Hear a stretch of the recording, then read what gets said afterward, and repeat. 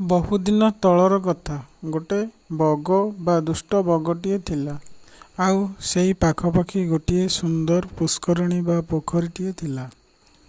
ସେହି ପୋଖରୀରେ ସୁନ୍ଦର ପୋଖରୀଟି ସହିତ ବହୁତ ମାଛ ଏବଂ କଙ୍କଡ଼ାମାନେ ମନ ଖୁସିରେ ରହୁଥିଲେ। ଏଣେ ଖରାଦିନ ହୋଇଥାଏ।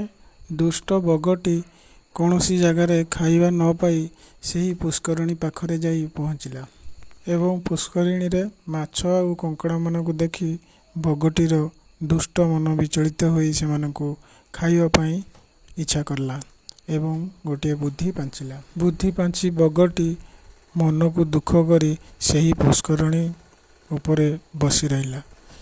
ଏଠାରେ ଥିବା ମାଛ ଆଉ କଙ୍କଡ଼ାମାନେ ପଚାରିଲେ, ବଗ ଭାଇ, ଆପଣ ମନ ଦୁଃଖ କରି କାହିଁକି ବସିଛନ୍ତି? ଏଥର ଦୁଷ୍ଟ ବଗଟି କହିଲା, କ'ଣ କରିବା, ଆଉ କିଛି ଦିନ ପରେ ଲୋକମାନେ କଥାବାର୍ତ୍ତା ହେଉଛନ୍ତି ଏହି ପୋଖରୀକୁ ଶୁଖେଇ ସବୁ ମାଛ ଆଉ କଙ୍କଡ଼ାକୁ ଧରିଲେ। ଏହି କଥାକୁ ଶୁଣି ମୋତେ କିଛି ଭଲ ଲାଗିଲା ନାହିଁ। ଯେହେତୁ ତୁମେମାନେ ମୋର ସାଙ୍ଗସାଥି, ତୁମମାନଙ୍କୁ ଧରି ସେମାନେ ନେଇଯିବେ, ସେଥିପାଇଁ ମୁଁ ମନ ଦୁଃଖରେ ବସିଛି। ଏହା ଶୁଣି ମାଛ ଆଉ କଙ୍କଡ଼ାମାନେ ବହୁତ ଡରିଗଲେ ଏବଂ ପଚାରିଲେ, ବଗ ଭାଇ, ତାହେଲେ ଆମେ କ'ଣ କରିବା? ବଗ ଦୁଷ୍ଟ ବୁଦ୍ଧିରେ କହିଲା, ଗୋଟିଏ କାମ କରିବା, ଆଉ ଗୋଟିଏ କିଛି ଦୂର ବାଟରେ ଆଉ ଗୋଟିଏ ପୋଖରୀଟେ ଅଛି।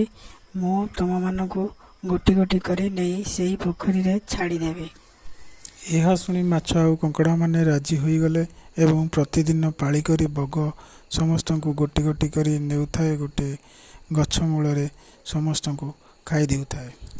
ଏମିତି ସବୁଦିନ ଗୋଟେ ଗୋଟେ ମାରି ଖାଉ ଖାଉ ସେହି ପୋଖରୀରୁ ସବୁ ମାଛ କଙ୍କଡ଼ା ସରିଗଲେ। ଶେଷରେ ଗୋଟିଏ ବୁଢ଼ା କଙ୍କଡ଼ାଟେ ନେଇ ବଗ ନେଇ ସବୁଦିନ ଖାଉଥିବା ଗଛ ଉପରେ ଯାଇ ବସିଲା ଏବଂ ବଗ କିଛି ସମୟ ବସିବା ପରେ କଙ୍କଡ଼ାଟିର ଲକ୍ଷ୍ୟ ତଳକୁ ପଡ଼ିଗଲା।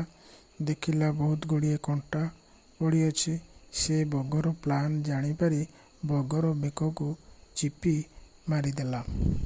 ମୋ କଥାଟି ଏତିକି, ଫୁଲ ଫୁଟେ କେତକୀ। ପିଲାମାନେ, ଏଇଭଳି ମଜାଦାର ଭିଡ଼ିଓ ଦେଖିବା ପାଇଁ ଆପଣ ଭିଡ଼ିଓଟିକୁ ସବସ୍କ୍ରାଇବ୍ କରନ୍ତୁ। ବେଲ୍ ଆଇକନ୍ ଅଲ୍ରେ ସିଲେକ୍ଟ କରିଦିଅନ୍ତୁ। ଡିଙ୍ଗ ଡଙ୍ଗ।